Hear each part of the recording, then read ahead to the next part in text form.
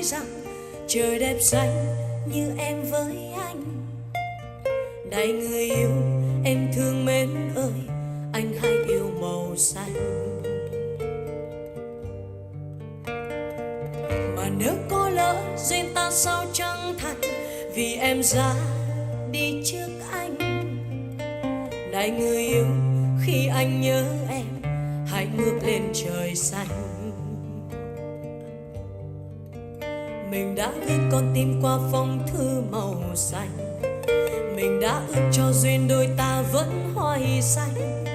Mà hôm nay sao em ra đi, về trời xanh xa xôi xa xăm em bỏ anh. Này trời xanh có thấu có biết trái tim này, còn than khóc tiếc nhớ em mãi suốt đêm ngày. Làm thế nào cho em hay ta đang mong được tỏ bày.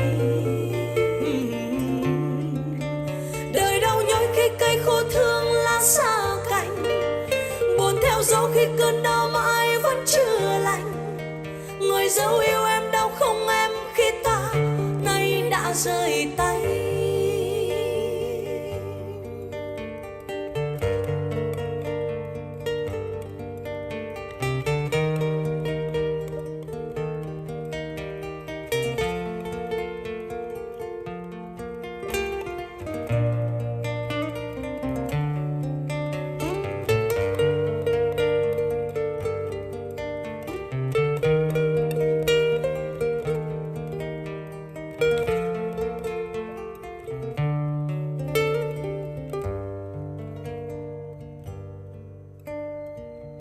Có những lúc anh mơ tưởng rằng tìm được em ở nơi cuối mây, để đời anh thôi không xót xa, cô đơn không còn vây.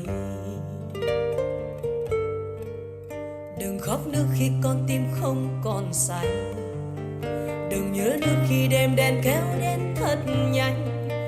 Vì hôm nay anh theo em đi về trời xanh xa nơi em đang trông nhớ.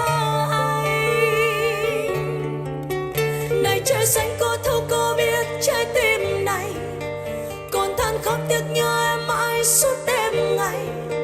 Làm thế nào cho em hay ta đang mong được tỏ bày.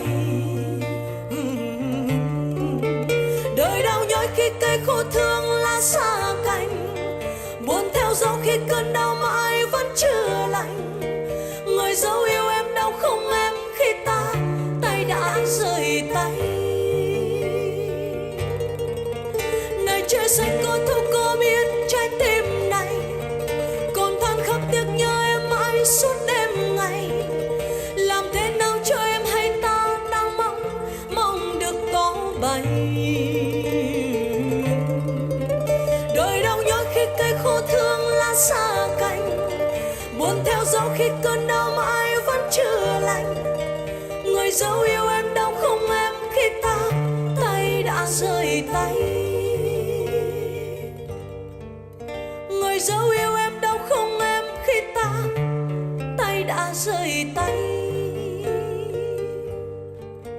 Chào thế gian